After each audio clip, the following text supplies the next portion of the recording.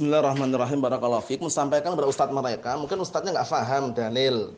Dalil ada yang nas, sharih terang-terangan, ada yang istinbat, diambil pendalilan dari ayat atau dari as-sunnah.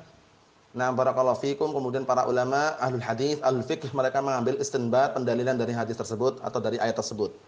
Jadi jangan mencari yang nas terus. Nah, terkadang nggak ada nas terang-terangan lalu menyebutkan kucing itu adalah haram, al-hir haramun, nggak ada. Ya. Padahal mereka sudah mengharamkan kucing. Dalilnya dari mana? Tanya kepada mereka, ada nggak Al-Quran atau Sunnah terang-terangan nas itu. Mengambil istinbat dari keumuman hadis, keumuman dalil mengenai hewan yang binatang buas yang bertaring, nam haram. Seperti itu, qul bin minas siba bahwa haram. Nah, setiap hewan yang bertaring dari binatang buas atau yang semisalnya, maka itu adalah haram. Hewan yang mangsa, bertaring, itu adalah haram. Kucing termasuk. Istinbat seperti itu para ulama. Nah, barakallahu fikum, jangan emosi.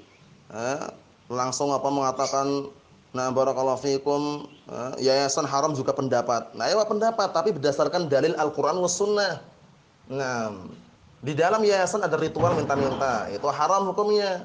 Dalam Al-Quran dijelaskan kita mengikuti Rasulullah, dalam As-Sunnah Rasulullah mengharamkan yang namanya minta-minta. Orang itu faham, barakallahu fikum. Jangan sekedar yang dipelajari cuma ilmu usul saja, ilmu mustalah saja, atau dai-dai yang hanya barakallahu fikum belajar lewat internet, enggak hafal Al-Quran, enggak hafal As-Sunnah, kemudian nyimpulkan. Allahul musta'an. Pelajari ilmu usul fikih yang benar, pelajari ilmu mustalah dengan benar. Nah, barakallahu fikum, sehingga dia tidak bermudah-mudahan langsung barakallahu fikum menyatakan seperti ini. Memang terkadang ada yang nas khusus terang-terangan, ad-du'a huwal ibadah. Doa itu adalah ibadah. Terkadang mereka berdalilkan dengan istinbat, mengambil istinbat dari dalil yang sharih yang terang-terangan. Kemudian para ulama, ahlul hadis, ahlul fiqh, mereka mengambil pendalilan tersebut. Na'am barakallahu fikum. Kemudian masalah apa tadi? Gambar makhluk bernyawa. Na'am barakallahu fikum, itu haram. Ini pendapat plus dalil nas ada gitu loh. Barakallahu fikum. Nah, larangan, ancaman bagi para penggambar makhluk bernyawa. Nah, barakallahu fikum. La'anallahu al-musawwirin yaumil qiyamah. Allah telah melaknat para penggambar makhluk bernyawa. Nah, di hari kiamat kelak. Kemudian juga inna asyaddan nasni 'adzaban yaumil qiyamah al-musawwirun. Sesungguhnya manusia yang paling dahsyat azabnya dari kiamat adalah para penggambar makhluk bernyawa. Nah, barakallahu fikum, ada nasnya. Ayo na'am. Adapun kalau misalkan mereka mengatakan gambar dalam cermin video haram, juga pendapat. Nah, pendapat. Tapi pendapatnya bukan semata-mata pendapat, diiringi dengan dalil istinbat dari Al-Qur'an was sunnah. Pahamkan kepada ustaz tersebut. Kalau seandainya belum belajar, suruh belajar lagi. Nah, enggak perlu gengsi barakallahu fikum, kita enggak perlu gelar LC, MSc. Nah, ya kita sekedar bicara tentang realita kenyataan yang ada. Coba tunjukkan kepada kami. Orang-orang yang lulusan Jamiah Islamiyah, LC, MSc, paham enggak mereka dengan dalil haramnya gambar makhluk bernyawa?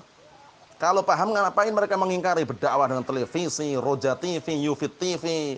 Allah musta'an, mana penerapan amalan mereka mana? Katanya ngaku sunni salafi, mengaku ahlus sunnah, tapi kenapa jauh dari Al-Quran dan As-Sunnah? Sampai dapat gelar LC itu enggak hanya sebulan 2 bulan itu ya.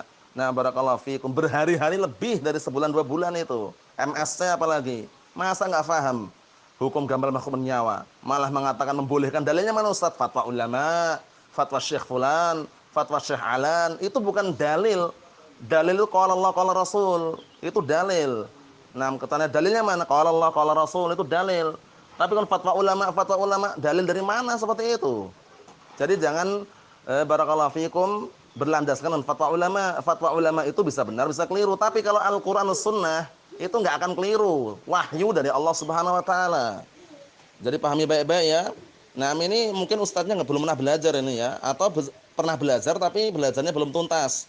Sehingga langsung mengatakan masa semuanya butuh nas. Ya, kita katakan ada yang nas terang-terangan menjelaskan, ada yang diambil dari istinbat, pendalilan dari nas yang terang-terangan tadi itu. Para ulama mengambil istinbat, mengambil pendalilan. Nah, barakallahu fikum. Ya, na'am. Kemudian mereka beralasan CCTV itu seperti cermin. Itu kita katakan dia nggak paham perbedaan antara CCTV dengan cermin. Kalau seandainya cermin itu sama CCTV, ya udah buang aja CCTV-nya, ganti cermin. Mau nggak atau? Mau atau tidak seperti itu? Coba bayangkan. Buang CCTV-nya, ganti cermin. Cermin nggak ada yang menyelisih. Mau bikin cermin sebesar apapun ditaruh di supermarket, tafadhol, nggak masalah. Tapi kalau CCTV itu menyimpan gambarnya. Buktinya kalau ada kecurian nampak di situ, terekam. Yang merekam kan bukan kita katanya. Lah tapi ya siapa yang mengendalikan, yang mengatur awal mula barakallahu fikum, komputer atau alat tersebut? Orangnya kan. Semuanya tidak terluput dari kesalahan di situ. Oleh karena itu, kembalikanlah kepada dalil Al-Qur'an Sunnah, itu jangan dipahami harus semuanya nas. Kalau semuanya nas ya nggak ada. Apakah rokok itu haram? Mereka akan mengatakan haram. Tanya kepada dai roja, haram nggak? Haram katanya. Dalilnya mana? Ada nggak? Dalam Al-Quran ad-dukhanu haramun. Dalam as-sunnah ad-dukhanu haramun. Rokok itu haram. Nggak ada. Katanya haram. Mana dalilnya dari nas Al-Quran sunnah? Kita katakan berarti dia gagal faham. Pengharamannya bukan harus mencari nas yang terang-terangan seperti itu. Terkadang mengambil istinbat. Rokok itu kan membahayakan, bisa membunuh seseorang. Barulah kita mengambil ayat yang berkaitan masalah larangan bunuh diri.